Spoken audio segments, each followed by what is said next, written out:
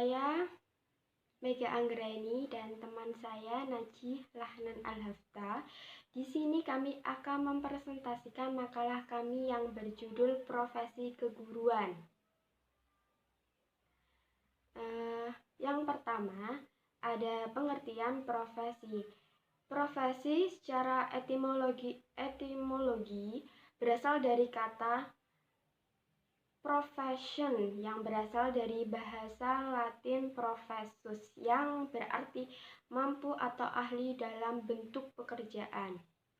Profesi dapat diartikan sebagai suatu pekerjaan atau jabatan yang menuntut keahlian yang didapat melalui pendidikan dan latihan tertentu menurut persyaratan khusus, memiliki tanggung jawab dan kode etik tertentu.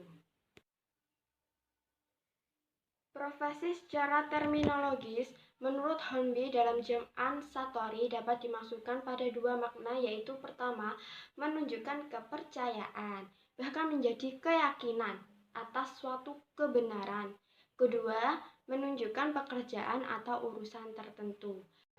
Profesi merupakan suatu kesatuan dari pengetahuan dan keterampilan. Bahkan jika ditarik dalam dunia pendidikan, dalam hal ini adalah guru, maka profesinya sebagai guru harus memiliki pengetahuan dan keterampilan dalam bidang mata pelajaran dan teori pendidikan. Jadi, profesi adalah suatu pekerjaan atau jabatan yang menuntut keahlian tertentu. Artinya, suatu pekerjaan atau jabatan yang disebut profesi tidak dapat dipegang oleh sembarang orang, tetapi memerlukan persiapan melalui pendidikan dan pelatihan secara khusus. Baik, yang kedua, pengertian keguruan dan guru profesional. Keguruan yang berasal dari kata guru analog dengan makna imbuhan ke an. Keguruan dapat kita maknai sebagai hal yang berkaitan menjadi guru. Berdasarkan Undang-Undang Republik Indonesia Nomor 14 Tahun 2005 tentang guru dan dosen, Pasal 1, yaitu guru adalah pendidik profesional dengan tugas utama mendidik, mengajar, membimbing, mengarahkan, melatih, menilai, dan mengevaluasi peserta didik pada pendidikan anak usia dini, jalur pendidikan formal, pendidikan dasar, dan pendidikan menengah.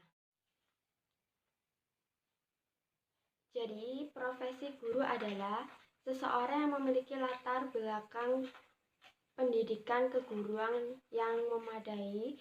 Seorang guru dalam melaksanakan tugas-tugas kependidikannya diperoleh setelah menempuh pendidikan keguruan tertentu. Memiliki kemampuan yang tidak dimiliki oleh warga masyarakat pada umumnya yang tidak pernah mengikuti pendidikan keguruan.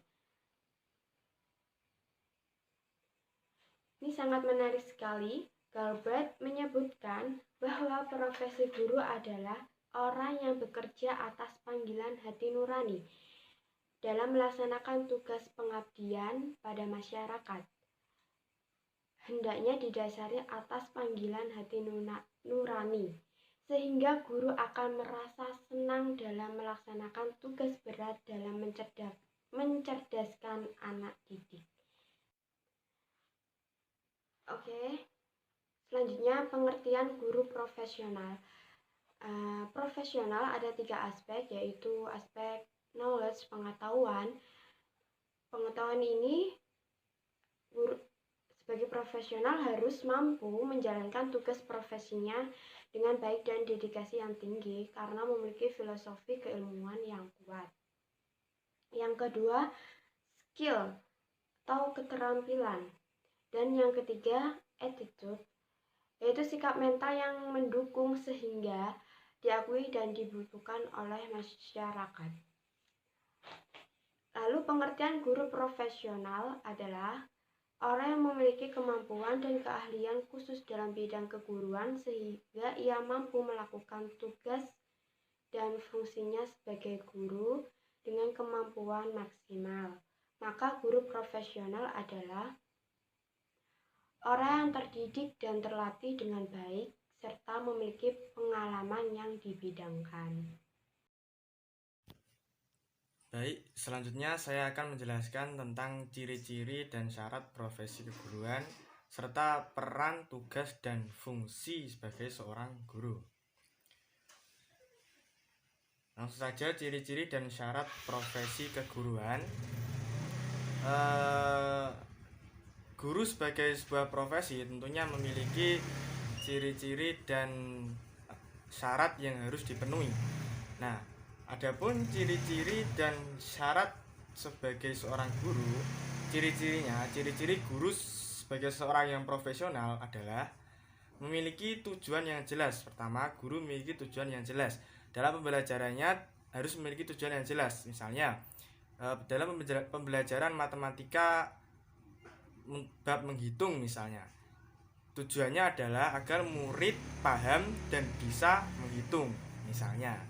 Nah, jadi dalam sebuah pembelajaran yang dilakukan oleh guru harus memiliki tujuan yang jelas. Selanjutnya, memiliki keterampilan dalam bidangnya. Jika guru tersebut misalnya guru olahraga, bidang olahraga, jadi ya harus memiliki keterampilan dalam olahraga, mampu melakukan hal-hal yang berkaitan dengan olahraga, begitu. Selanjutnya, memiliki pengetahuan yang luas.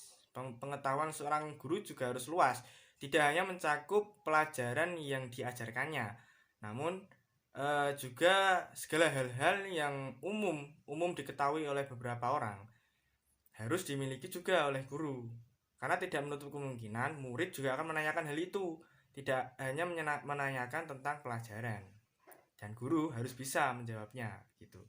Selanjutnya, mampu berkomunikasi dan menjalin hubungan yang baik dengan peserta didik dan orang tuanya.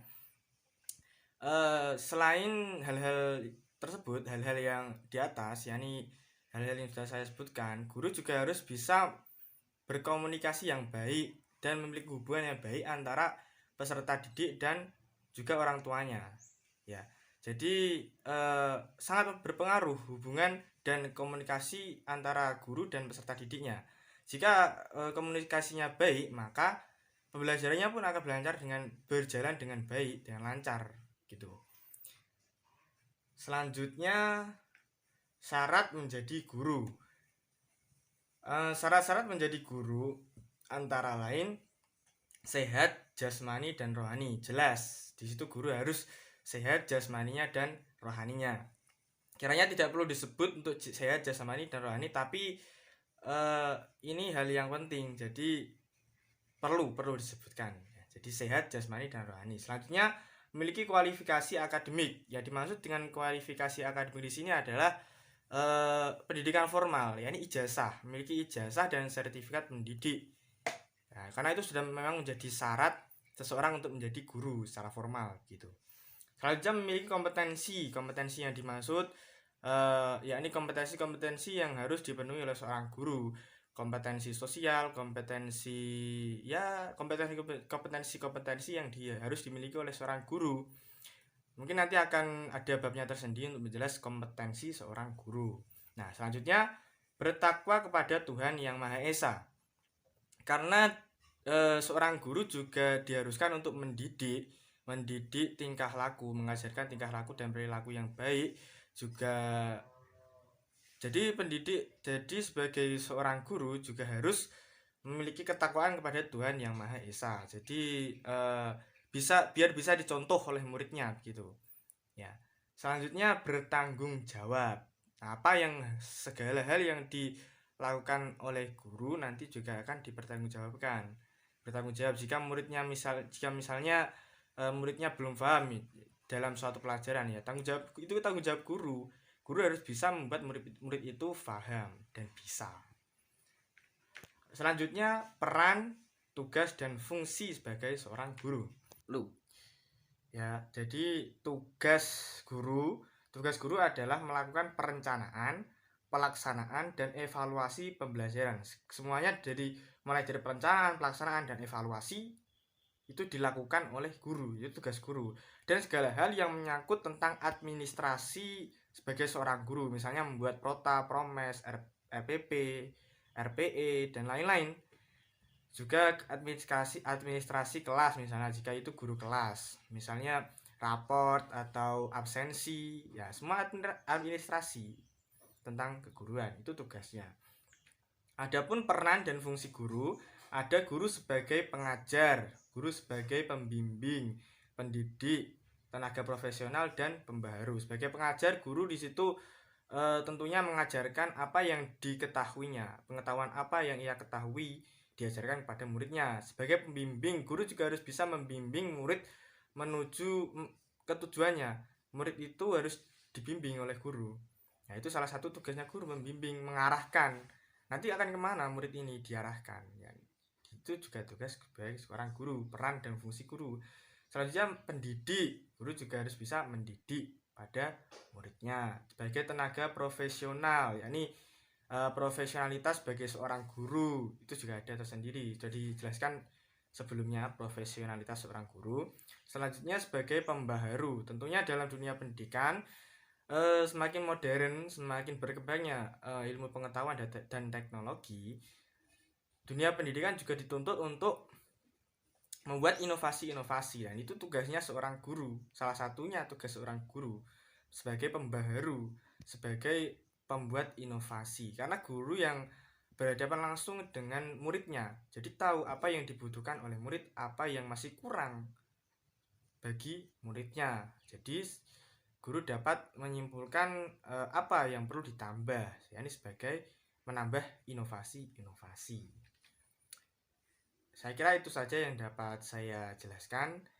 Terima kasih dari saya. Wassalamualaikum warahmatullahi wabarakatuh.